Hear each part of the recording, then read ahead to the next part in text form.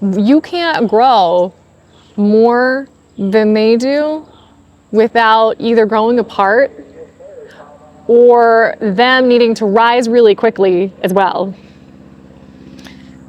You know, it's really interesting. There's always a plane or something really noisy that goes by as soon as I start recording. That's not a coincidence. If you pay attention long enough, you start noticing that things like that like to come up to try to block you from saying something really important. So I'm going to say it again because it's really true, and it's a biblical principle too, that two cannot walk together unless they are agreed, because literally they can't walk together because one's going to get ahead of the other one. You have to be going at the same pace to be walking together, to be agreed, to be in alignment. If you're walking down the road with a friend and you're going at two slightly different paces, you're going to eventually end up far apart from each other. This is how the world works. This is energy in motion. It's the spiritual, and it shows up in the physical. This is why we're not supposed to be unequally yoked, because one of us ends up carrying more of the burden than the other. And when you're in a committed covenant relationship, that's when it gets even more interesting, because you've covenanted before God to be with this person. And they might be an amazing person. They might be amazing in all the ways. But if you're growing faster than them and you're doing the work, expect some bumps to come up, because you have been overcoming things that they haven't been ready to face. And when you're in a relationship, especially a covenant relationship, you're joined together, you're separate, but you're one. And that duality is where the tension causes, because God might be shaving off some parts of you that aren't in alignment with Him and who you really are and where He wants you to go. And sometimes we have fit together in that relationship in some ways that are unhealthy. And when God refines those things out of you have to fit together in a new way. You have to learn, what is this relationship like now?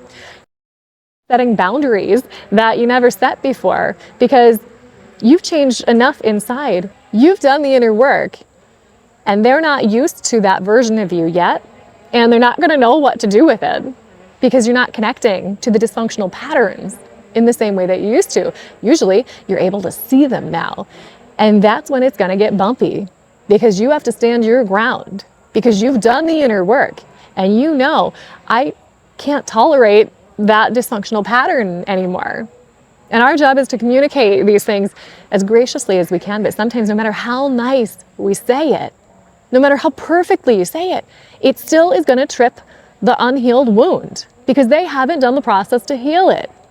You did your part to heal that wound in you that was fitting together with their wound perfectly. Yours is healed and they still got the wound. So you're the new version of you is pushing that button over and over and over and over again, no matter how much you try. You know that you're in this new level, if no matter how much you try, no matter how nice you are, they still get their buttons pushed. Here's the thing, you gotta let their buttons be pushed. It is not your job to be their emotional pacifier. They have to go through the pain themselves. If you do the work ahead of time, you go through the pain in a different way, and you still go through the pain of standing still and letting God, like seeing the salvation of the Lord. The hard part is standing still and being strong while they're going through their stuff. That's a whole new level of pain. It's not intense pain, but it's Moses needing his friends to hold his arms up because he's getting tired. It's being brave in the face of all the enemies coming at you and just standing still and seeing the salvation of the Lord. That's what that means in our personal lives. You have to stand strong. If you want the relationship to last, you gotta let them go through their stuff. You gotta not save them out of it. This has been a thing for me. I've always tried to save people from dealing with their emotions, and that's just a process I've had to go through. But I know a lot of people that are interested in personal growth and healing and overcoming things that have been through trauma. We want to share what we've experienced and all the insights we have, because we want to help people because we know how powerful it is, that we have to realize you can't help people when they don't want to be helped. Sometimes the best thing you can do is let them feel the pain and not rescue them. You do not want to be somebody's emotional crutch. Sometimes the kindest, most loving thing you can do is let them sit in their pain. They have to work it out themselves with God. You can't fix it for them. That's the hardest thing to do as a wife, as a husband, as a boyfriend, as a girlfriend, whatever relationship you're in. You got to let them sit in their pain, because if you don't let them, they will never learn the lesson. You can't keep rescuing them.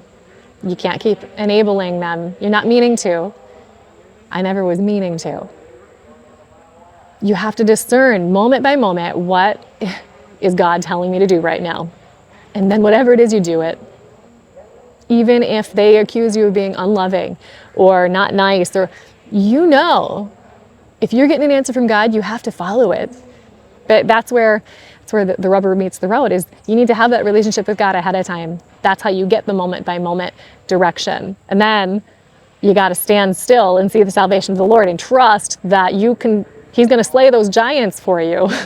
And you just have to stand still and let the spiritual battle be fought.